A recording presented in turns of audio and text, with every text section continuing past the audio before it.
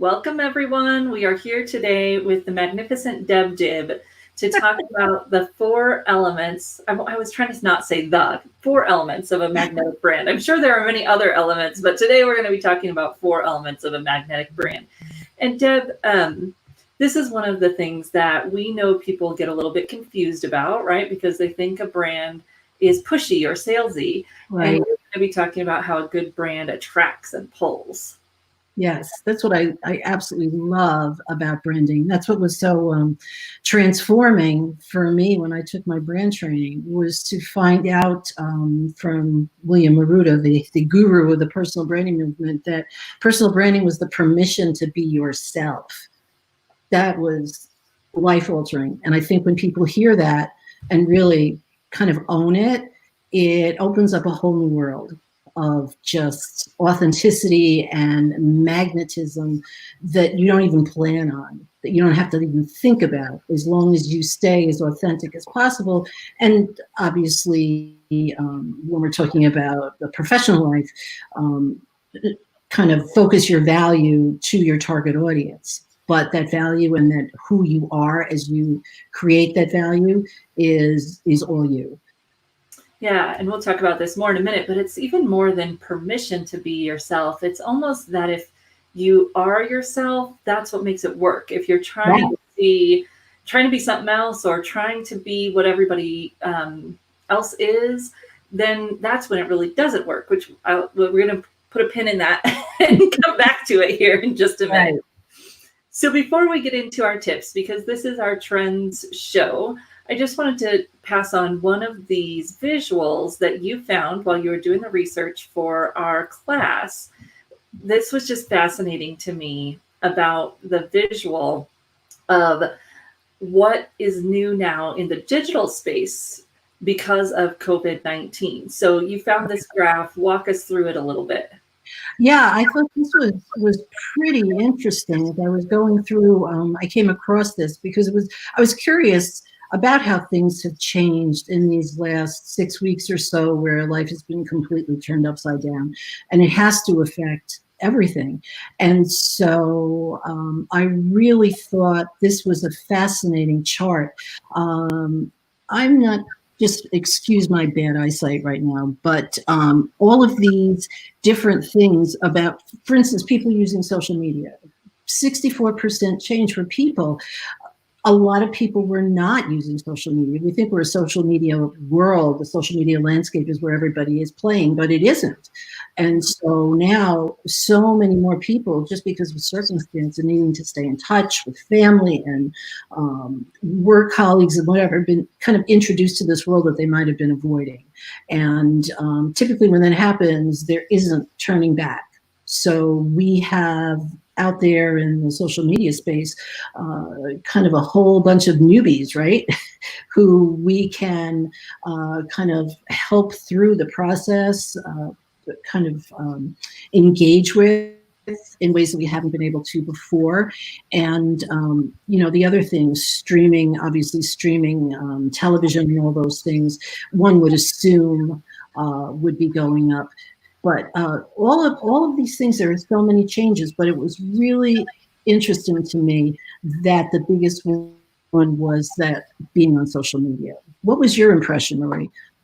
Yeah, I find the watching live programming to be interesting because, I mean, when I think about watching something live, I think about sports. And of course, there are no sports right now except for like the rehash of Michael Jordan's career, which is fascinating. But, that's as close as we're getting to sports right now. And so this watching live programming is the type of live that you and I are doing right now. It's live programming, obviously, from comedians and the night show hosts and all of those things. But this is an increase in watching of live programming like you and I are doing. And I'm seeing one of our colleagues grab onto that and start using it, which is great because we can capture some of this audience.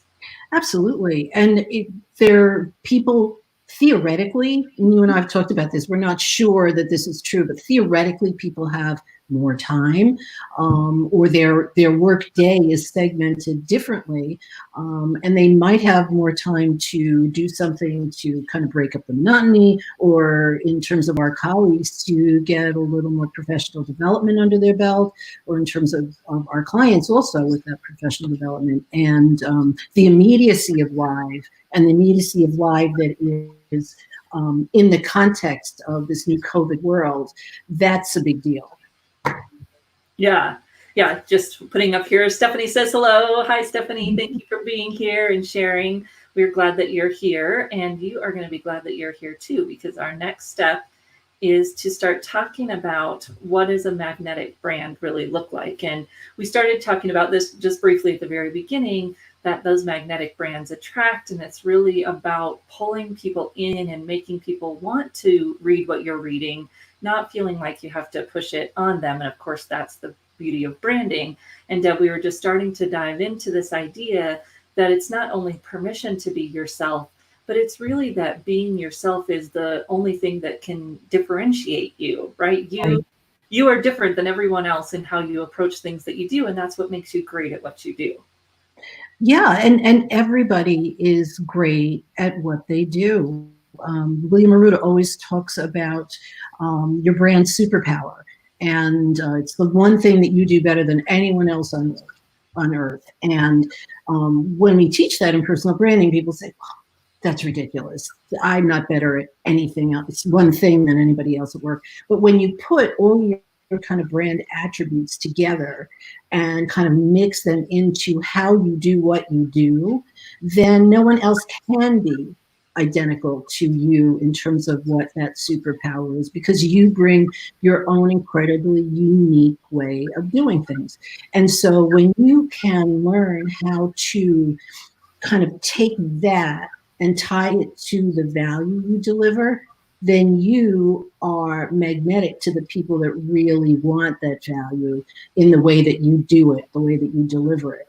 And that's where the magnetism comes in, because when somebody has a clarity about what you deliver and how you deliver it, if that's what they want, it's like that light bulb moment. It's just magnetic, as Marie said. It's not the push and pull of the magnet where the polar opposites are trying to go like this, but they can't get together. It's, there you go. We're connected.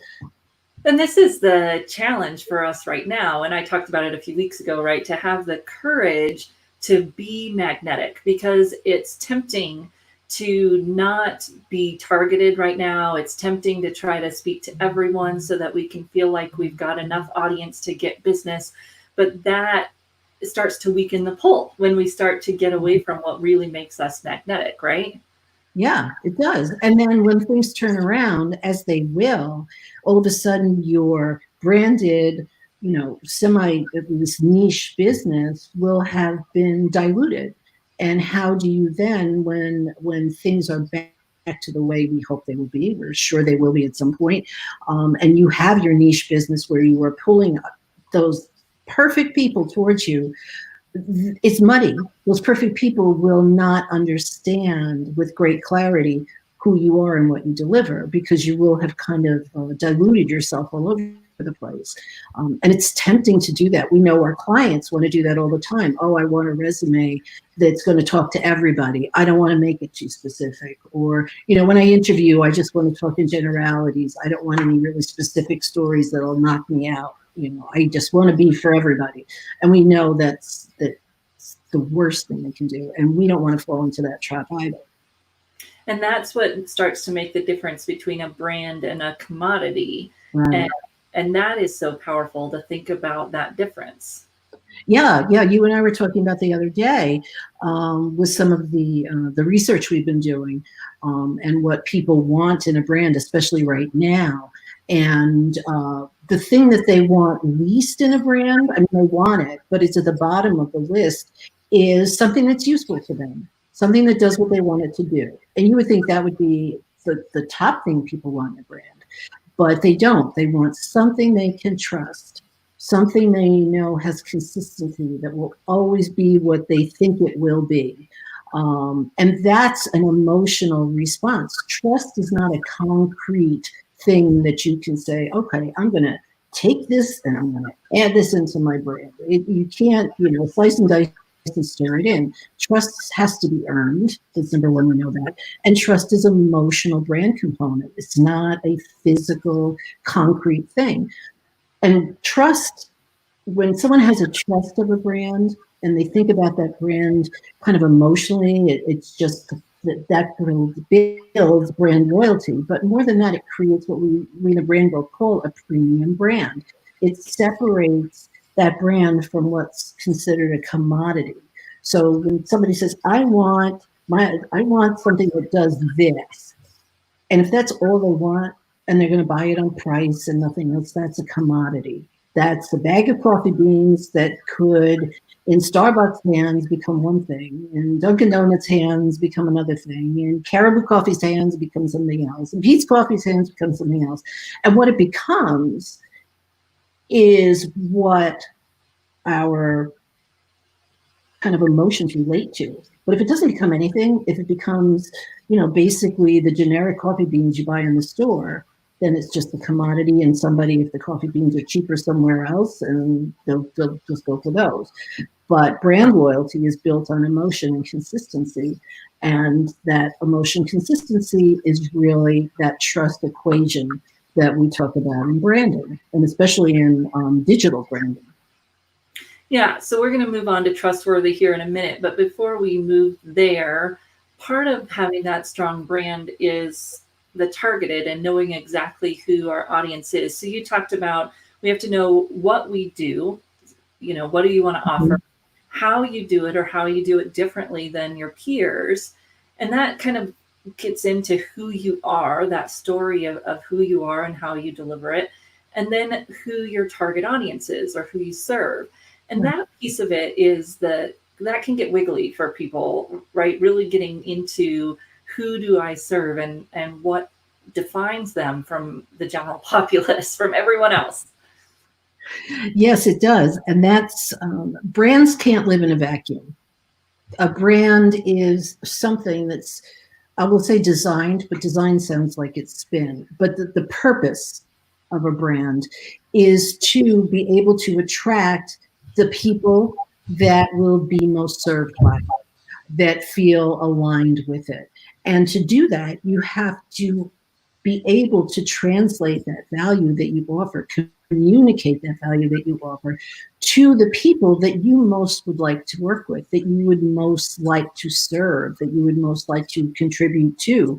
And so being as authentic and as open and as clear in what we've always called that value proposition is the most important thing about branding. And the more clear you get, and the tighter, ironically, the tighter your kind of audience funnel gets, with the more clarity that you have on exactly who you are best aligned to, the stronger your brand becomes, and concurrently, the more successful you become in terms of your joy in your work and typically your financial remuneration as well. Yeah, so people are on. We've got a few people on, Wendy, and I saw Barbara say hello. Shout out to us who you work with, who's your target audience, how do you define your target audience, and then we're going to talk a little bit here about trust. So, Deb, this is a trust equation that we've been sharing in our personal branding class for a while, and you and I have taken it to a next level that we're going to share in our class around what is your digital influence factor, and it's based off of this trust equation. So today we're just going to talk a little bit about this trust equation, and you've talked about the consistency of having your brand and the message that you share, and that's really that reliability piece. And then you talked a little bit at the beginning about connecting and sharing our story, which is that intimacy piece. Intimacy not meaning partnership intimacy, but intimacy in that can I connect with you? Can I build trust with you in a way that really shows who I am? Because otherwise it's very surface level. Right. It breaks down walls, intimacy. It just kind of flattens things that are in the way and opens you up to be able to really connect with people, which is such an unusual thing. People aren't used to it. And when it happens, it just feels amazing. Yeah, and then the self-orientation piece under this often confuses people, but the self-orientation is how much am I about me versus how much am I about you? And so my trustworthiness goes up when my self-orientation goes down, which is why it's a denominator here. So if I am really all about me, and you can tell that in what I'm sharing, that it's all about getting you to buy, or it's all about looking good, or whatever it might be, you aren't going to trust me as much, even if I do everything on the top well. Conversely, I can have a little bit of fudge factor on the top if I'm always trying to deliver what everyone else finds of value, if I'm really trying to connect to how I add value to others, if I'm trying to learn what they need and share. This is your great salespeople, right? Great Mhm. salespeople don't just sell you something, they figure out what you need, how your life is going to be better. And then they either offer a solution, or they say, I'm sorry, I'm not the solution, but I can connect you to somebody who is.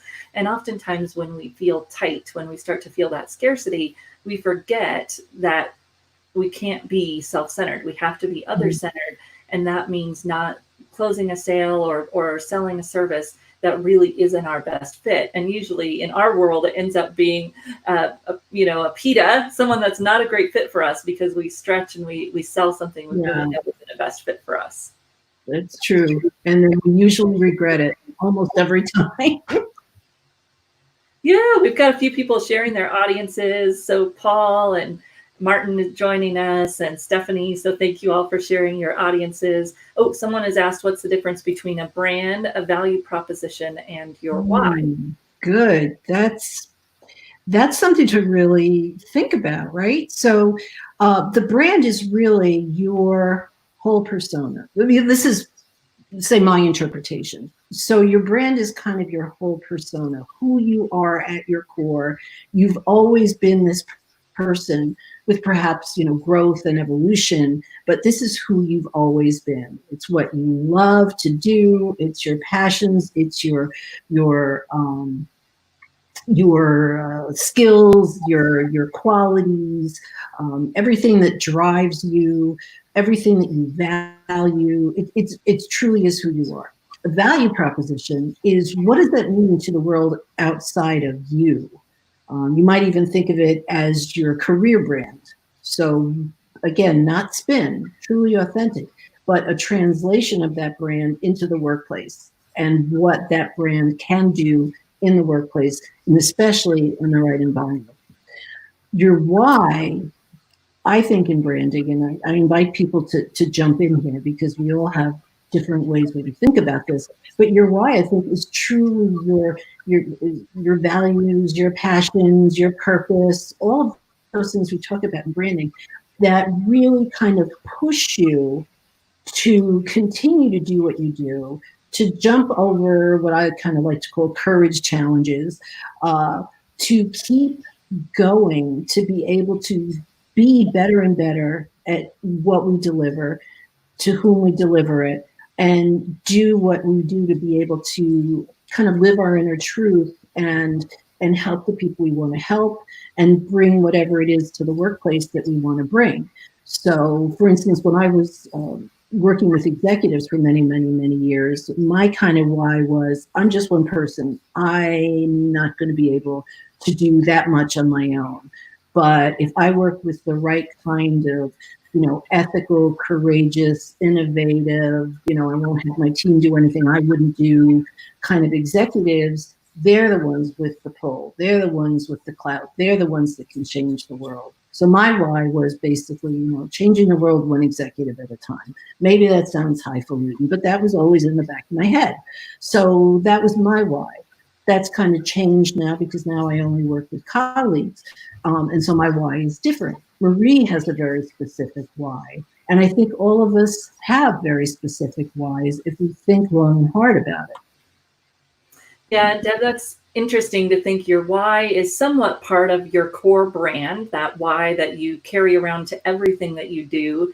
And then there's a piece of your why that might shift or change in how you're putting that brand to work, because your Mhm. brand really is quite stable. Who you are, your values, your underlying drivers, but then your why and how you express your brand, or the value proposition that you're focused on right now, might shift, and there's a part of the why that's connected to that shift and that current expression of your brand in a value proposition. So I see the why kind of stable in your brand, and then also pushing whatever pivot of that brand you might be Mhm. in right now.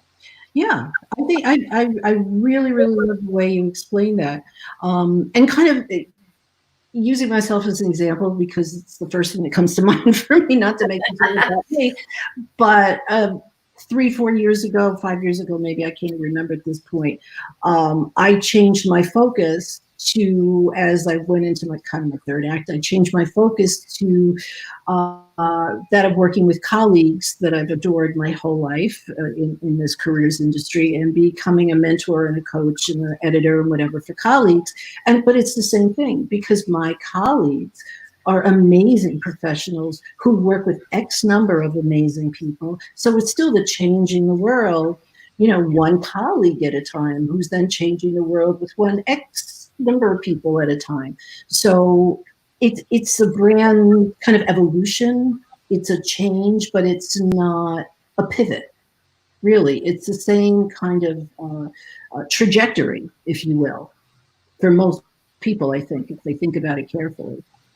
Well, and this is important when we think about our clients making a transition, that we help them not try to leave their brand behind. Sometimes when people Right. think, oh, I'm going to make a career transition, it's like, oh, I got to reinvent myself. And I'm not a huge fan of that word, because you are you, and that is power. Right. Taking it somewhere new is a, it's translating it, it's communicating it differently, but you are still that core brand. And if you lose that, if you don't honor that, then you're not going to be as competitive in the new space, because you're trying to come at it with a blank slate versus Yeah, coming at it with all of the wisdom and honoring all of the exactly.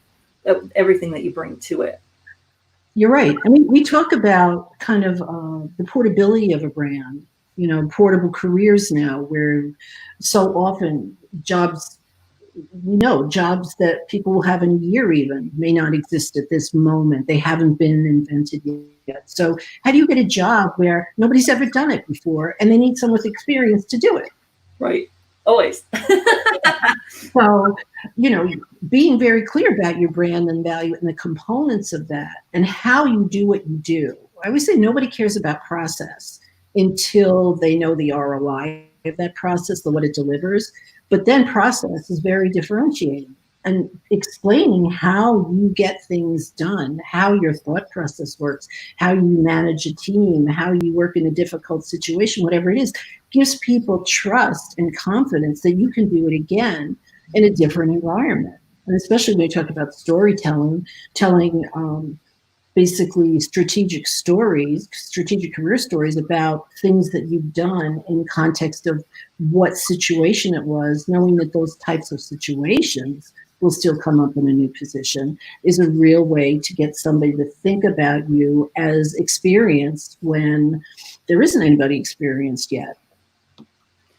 So when we think about, okay, we've got our brand defined, we know who we are, we've started to build trust with our audience. And part of the marketing uh, materials that I see, marketing gimmicks, and even sometimes on resumes or LinkedIn profiles, people get a little gimmicky with their headlines.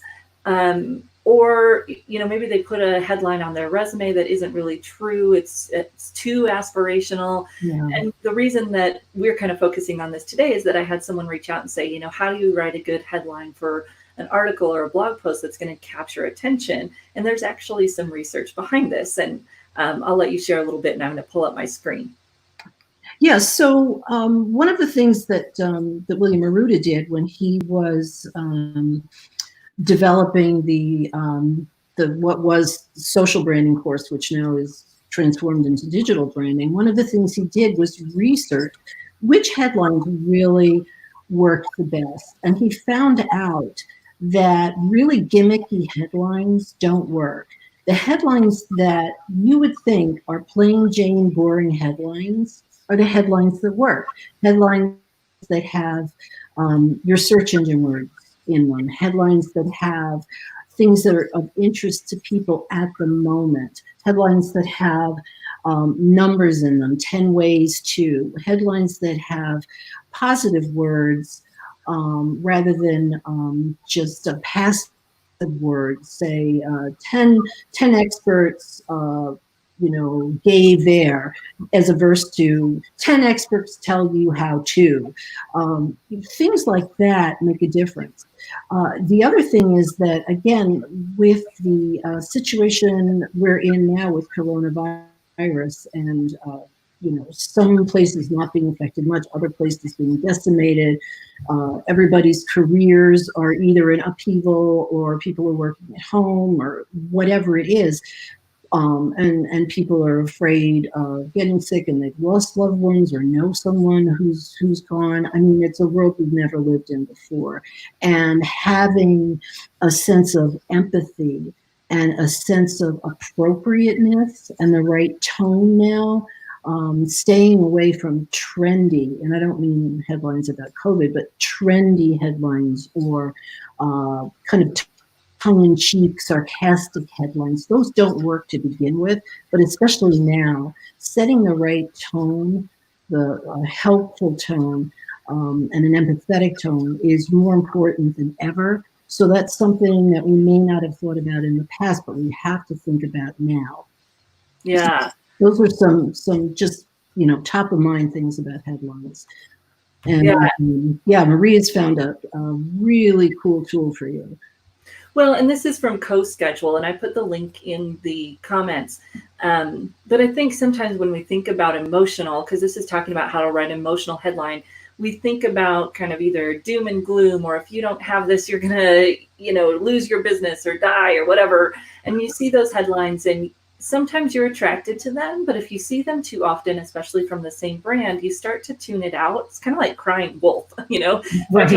This is the latest and greatest. And then tomorrow I tell you that this is the latest and greatest. Or I say, you need this or you're not going to make it. And then tomorrow I say, you need this or you're not going to make it. It just starts to get to be too much. So what I like about this tool from CoSchedule is that you can analyze a headline in here. And this article walks you through how to analyze it. But then here there's a download that you can download with the words, and the words that create emotion are different than what you think they might be. As Deb was just saying, like how to and secrets and keys and words that you see in headlines a lot. So I kind of dug through the list and was looking for some more out of the box ones, elements. Today we did the elements of a magnetic brand because I was trying to play on those words and put them together. The keys to a magnetic brand didn't make sense. You don't get magnetic keys, but the elements to a magnetic brand. So doing something that plays with some of those words in a little bit different way can be helpful, but it gives you the words, it'll analyze your headline for you. And I also try to write what I'm actually writing about, be clear, obvious, don't make people search for it. Tell them what you're going to tell them. Do it in a unique way that speaks to your brand, but it doesn't have to be trendy, or as you're saying, it doesn't have to be something clever to be connective. It really just has to tell people that you're going to answer their question. And really that's the best title for a blog, is what are those questions that you're getting every day, and write a blog and make that blog title the answer to the question, right? Or the question should be in your blog title so that people know that blog is going to answer their question. Yeah. And it's so, for those of us on the call who are writers, it's so tempting to write a spectacular headline. It's, there's that phrase, kill your darlings. You've written and written and written, and you love every word. And then you realize, I have to edit 500 words out of this thing. And how do you do it? And it's the same thing with a headline. I love this headline. But is it serving you? You can pat yourself on the back and say, this is a really clever, cool headline. And I think I'll put it in my graveyard of headlines that I can look back at in a file and say, wow, that was cool. Good thing I didn't post that. Here's what I posted instead. And look at all the likes I got. Yeah. And then the last piece that we're going to talk about here is having that call to action. And a call to action oftentimes scares people. because they think, ooh, if I have a call to action, it's going to come across as salesy. No, it doesn't have to. Right. And the digital branding class last time, or maybe even the time before that, we talked about 5 different types of call to action. Read this next one tomorrow. That's a call to action. You're telling people, hey, tomorrow, check me out. It gets them to do something, but it's in really no way salesy. Read my next article, or here, go and read on my website. That's a little bit, you're getting me to get invested a little bit. A free download, remember that's not usually considered free because people are giving you their emails. And then, yeah, occasionally, maybe 1 out of every 5, you're going to have a real call to action. I'm doing this class. I'm doing this class. It closes today. Come and join us. And that's okay to have that real call to action, because you're offering value, you're sharing information. It doesn't work. Whatever you're doing doesn't work if you're not doing that. If you're holding back, people can tell that you're holding back. So you need to give good information, but then it's okay to have a call to action. In fact, if you don't, you kind of just wasted your time, because now they don't know what the next step is. Exactly. And on top of what Marie was saying, in terms of getting ready for the digital branding class in this new environment, doing a lot of research on what is appropriate and inappropriate now in, so I call it the time of COVID. And one of the things I came across, a whole bunch of articles now about these really subtle changes in things that we normally do. Neil Patel, I definitely read one of his that was recently about little tweaks he would make in these kinds of things, especially in calls to action. And one of the things I read, not in his article, but in a different one, and I'll give Marie the link that we can post because it's a really cool article. But you want to think about, what was the word? Contribution rather than conversion right now. So the call to action basically is you want to take this reader and convert them into a customer. I mean, that's the basic idea of a call to action. And how you do it can be very salesy, not salesy, whatever. But right now it's about contribution, authenticity, giving something of yourself to kind of help the cause. And so that contribution piece, there are ways that you can use that to build community, to build engagement, to give away something you normally wouldn't give away. No strings attached. You can even say, I am not going to collect your email. If you would like this, I promise I will delete your email as soon as I send this to you. Giving people the sense that this is about what you want to do for them. There's no hidden agenda. And that builds that trust equation, right? That immediate sense of, wow, they could be trying to get me, but they're not. This is what this is so nice. The other thing is to stay away from that sense of urgency that we typically have. Oh, the class is opening tomorrow. This is your last shot, whatever. Now that doesn't go over quite as well, but there are ways to couch it. There are ways to say, this class is opening tomorrow. Here are the things that I think you will take away from this that will help you right now. So that it's a sense more of offering value than saying last chance. So those are just a handful of the things that were in this article that I found super useful about the calls to action. Excellent. And I shared that resource from Paul as well. And then the last question that I wanted to answer, if Steve has hung on here, Steve asked this question of, do you want to post an article on LinkedIn or on your blog? And I guess that's not exactly what he asked. He asked, should I post on LinkedIn? So here's the thing. LinkedIn articles are not doing as well as they used to be doing. They haven't been doing that well for about a year. You'll notice that there just aren't that many views on LinkedIn articles unless you push. Why would you push someone to your LinkedIn profile instead of your website if you're in business? Now, you don't want to miss that opportunity because LinkedIn does have that article, or you can put that article as one of your featured pieces that people see, and then it might be big in your activity, etc. So you don't want to miss that opportunity, but you also want to get people to your website instead of just to LinkedIn in your LinkedIn profile. So I would consider LinkedIn part of your funnel. So you're getting people, they're engaged, they see your content, then they can see your article on LinkedIn. It gives them a little bit more information. There needs to be a call to action at the end of your LinkedIn articles to point them to your website. More information, a free download, something at the end of every single LinkedIn article that is not just your bio, but something at the end of every LinkedIn article that says for more information, for more value. This isn't, you don't want it to be a salesy calls to action, but for more information, for more value, here's your website. Otherwise, you're getting them to your LinkedIn profile, but that isn't necessarily going to be how they want to reach out to you, depending on their employment status and what they're looking for. Some of them might want to connect with you on LinkedIn, but some of them might not, because it will show up, right? To their, it might show up, or they're afraid it might show up to their audience. So make sure that and I need to go back and check on some of my old articles on LinkedIn. Is there that for more information, to connect further, to get a free download, some kind of call to action at the bottom of those LinkedIn articles? Yeah, one of the ones that I came across is to have more questions answered, which I thought was kind of cool too. Yeah, to have more questions answered, come here, read this, read more.